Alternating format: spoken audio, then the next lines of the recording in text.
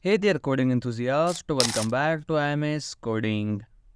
Hands-on coding practice is very important while learning to code. So in this today's video, I'll give you a very simple exercise. So let's jump in.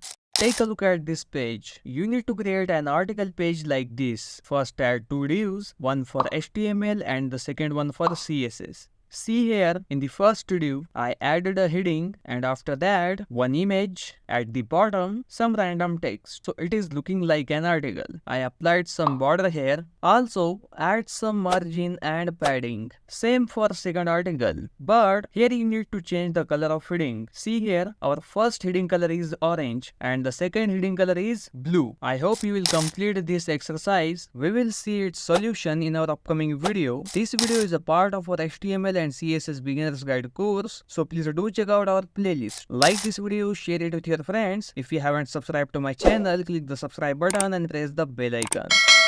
I'll see you in the next video. Happy coding everyone.